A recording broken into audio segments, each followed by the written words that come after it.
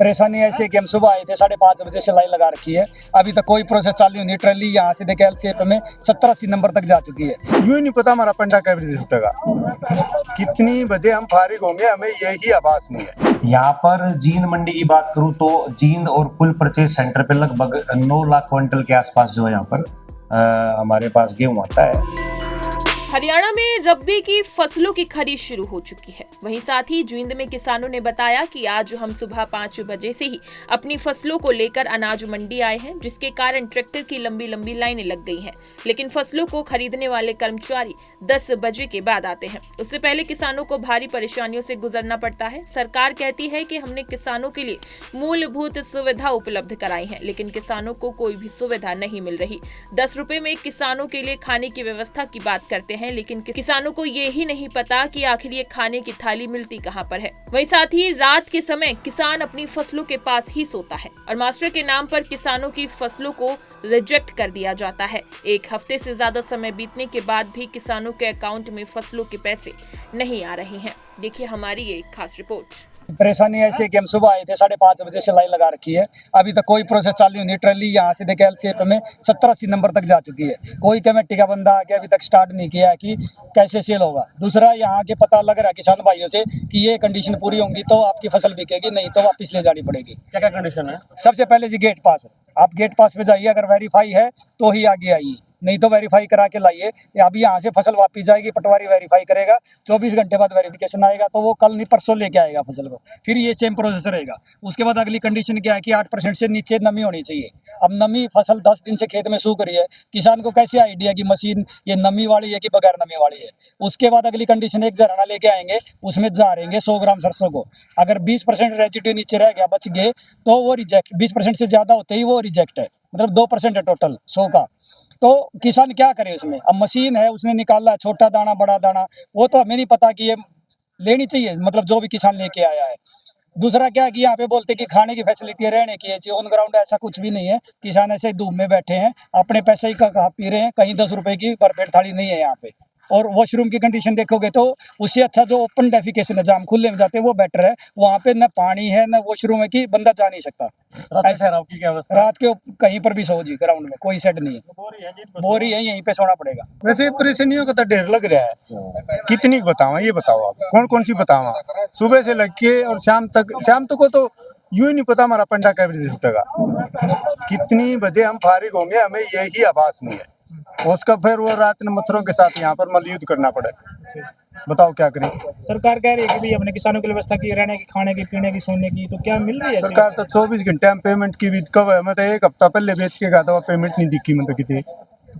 हाँ, और फैसिलिटी तो भाई बताया गया, एक भाई तेनों का मैं रात में यहाँ पलट पर सोया हूँ। तो पेमेंट क्यों नहीं आपकी? सरकार तो बेहतर कंटेक्स में देती आ जाती है। पेमेंट सरकार देवे की मैंने केवरा क्यों नहीं आई? मैं कौन सा कृषि मंत्री हूँ? तो आपने अपने पोर्टल पे कराया था मेरा हाँ, वो करवा रखा था मैंने, लेकिन वो कम अपडेट करते हैं पटवारी। सबसे बड़ी समस्या पटवारी अपडेट कम करते हैं। 8 क्विंटल करते हैं, सरसों निकला 30 मन। मैं एक ही फसल बोता हूँ, सरसों 30 मन सरसों निकला है, तो 10 मन सरसों को कहाँ लेके जाऊँ मैं?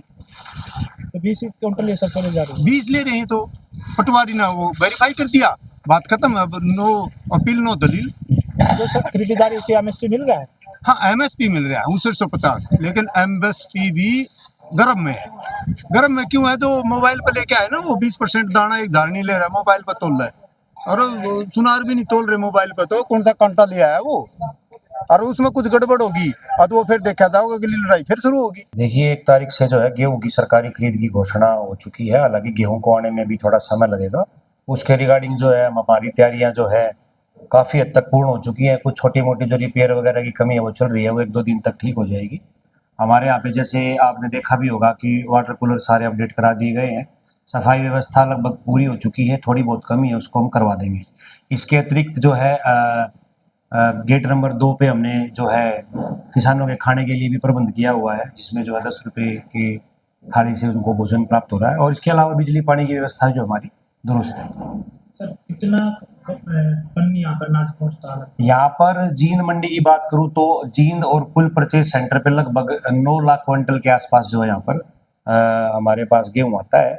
इसमें से 8.25 लाख क्विंटल के आसपास जींद में आता है, बाकी हमारे 2 परचेज सेंटर है, राजपुरा और मनोहरपुर, और कुछ इनमें आता है। कौन कौन सी कंपनियां सर परचेज कर रही हैं? हमारे यहाँ पे जो है 3 एजेंसियां खरीद करेंगी, हैफेड, फूड एंड सप्लाई और वेयर हाउस। तो गेट क्या कुछ नया प्रोसेस अब की बार चेंज किया है कि भी जिसके किसानों को साल उसकी नहीं, बस यही है कि जो अपना प्रोसेस तो वही पुराना ही रहेगा कि गेट पास अपना कटवाएं, और गेट पास के बाद जो है हमारी कोशिश यही रहेगी प्रशासन से मिलकर के वही जल्द से जल्द जो है इनकी बिक्री करवाई जाए, और बिक्री के बाद जो मेन समस्या है हमारी उठान की रहती है, तो हमारा इब की बार ज़्यादा फोकस जो उठान पे रहेगा, और हमारी प्रयास है कि इब की बार जो उठान समय से हो सके। मौसम परिवर्तन हो रहा है, बारिश की संभावना है, तो किसानों की फसल को बारिश के वजह से भीगने से बचाने के लिए क्या व्यवस्था है? देखिए, हमारे पास जो है, जैसा आपने देखा है कि 2 नए शेडों का निर्माण हमारे द्वारा करवाया गया है। इसके अलावा जो है पहले ही सीजन शुरू होने से पहले ही आढ़तियों को निर्देश दे दिए गए थे कि वो पर्याप्त मात्रा में अपने पास तिरपाल जो है और लकड़ी की कैरेट अपने पास प्रबंध रखें, तो उनके पास पर्याप्त मात्रा में प्रबंध है। इसके अतिरिक्त भी है, समय समय पर हम इसकी समीक्षा कर रहे हैं, अगर ज़्यादा जरूरत पड़ेगी तो हम इसके अलावा भी गेहूं को किसी भी सूरत में नुकसान नहीं होने दिया जाएगा। बारिश के पानी की निकासी की व्यवस्था है? जी बिल्कुल, बारिश के पानी की निकासी है, सीवर के जो है सफाई का कार्य भी चल रहा है, जो आजकल में कंप्लीट हो जाएगा, और पानी ठहरने जैसी यहाँ पर कोई समस्या पहले भी नहीं होती।